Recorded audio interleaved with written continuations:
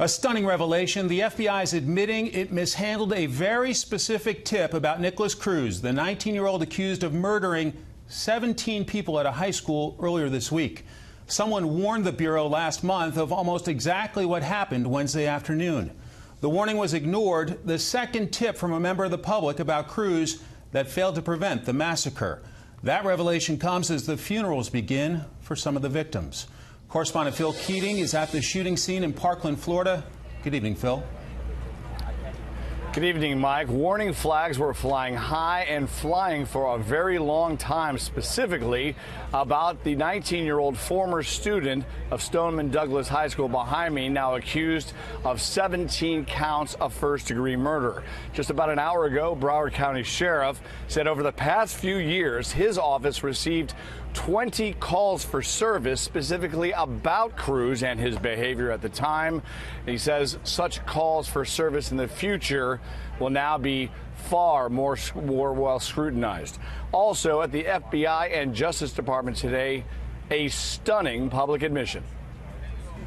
2 days after the worst high school shooting in U.S. history, a massacre the FBI was warned could happen, the agency now admits it failed to properly handle a January 5th tip from a person close to Nikolas Cruz about the suspect's gun ownership and his alleged desire to kill people, specifically to carry out a school shooting.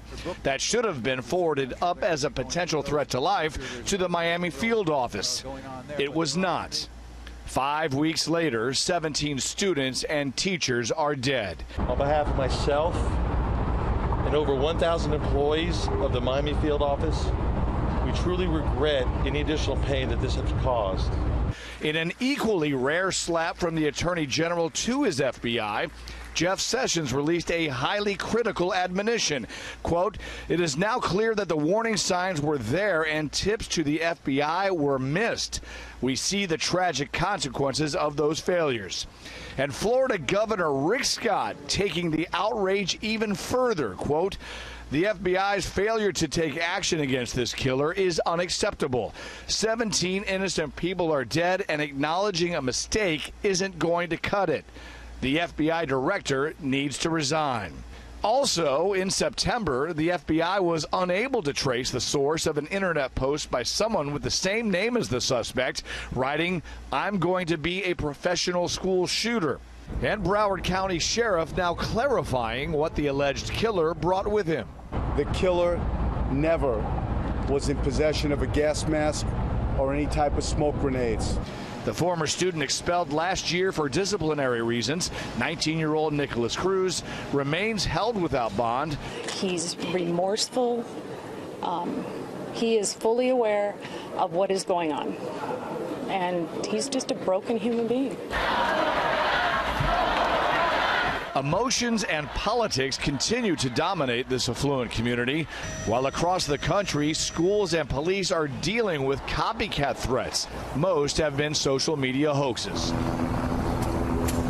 And the devastation caused by the shooting for the community led several thousand people to gather together Thursday night at the Parkland Amphitheater for an emotional candlelight vigil. This student lost a close friend. I think that he would appreciate what we're doing, and I think that people would want him to remember in a positive way.